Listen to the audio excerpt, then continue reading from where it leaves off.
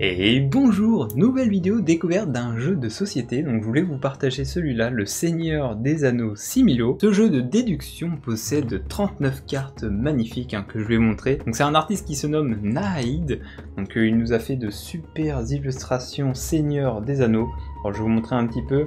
Donc c'est un petit jeu de déduction que vous pouvez faire en famille, entre amis. Donc vous pouvez jouer à partir de 2 personnes, à partir de 7 ans. Et les parties pour moi, elles durent entre 5 et 10 minutes, c'est très rapide. Comme ça permet d'en faire plusieurs. Donc le but du jeu, le narrateur joue des indices pour aider les autres joueurs à trouver la carte secrète. Donc pour la mise en place, c'est assez simple, vous désignez une personne qui sera le narrateur. Les autres joueurs devront alors deviner la carte secrète. Le narrateur doit alors suivre ses instructions. Donc tout d'abord, mélangez les cartes et les placer face cachée sur la table pour former une pioche. Prenez 12 cartes du coup de cette pioche, et du coup dans une de ces 12 cartes, vous allez devoir choisir une carte. Donc il faut la choisir évidemment dans sa tête, il ne faut pas le dire aux autres joueurs. Et du coup avec les 12 cartes qui restent, il faut les mélanger un petit peu et former un 4 sur 3 pour qu'elles soient visibles sur la table. Du coup le narrateur il va ensuite piocher 5 cartes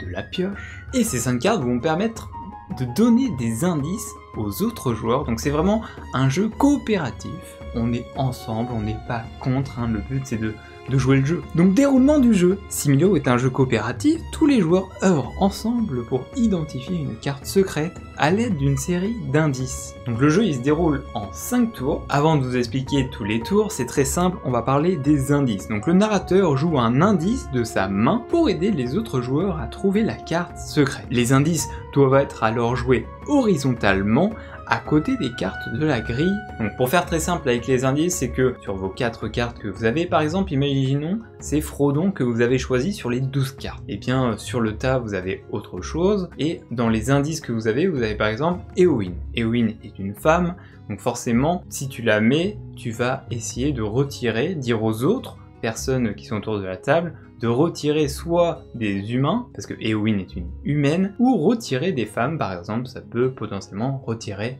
Arwen de la table. Évidemment, le narrateur ne peut pas parler, ne peut pas faire des gestes, ni utiliser une autre méthode qui pourrait suggérer des indices. Et du coup, c'est là où les tours sont intéressants, c'est-à-dire qu'au premier tour, on va retirer seulement une carte, et à chaque fois qu'on utilise un indice, il faut repiocher pour avoir toujours 5 indices dans sa main. Du coup, au tour 1, on enlève une carte, au tour 2, c'est 2 cartes, au tour 3, c'est 3 cartes, au tour 4, c'est 4 cartes, et du coup, le tour 5, il restera donc 2 cartes sur votre table, et il faudra en retirer qu'une seule. Par contre, attention, si les joueurs retirent la carte secrète à un moment du jeu, que ce soit au premier tour ou au 5e tour, la partie est terminée. Donc c'est pour ça que ça peut être très rapide.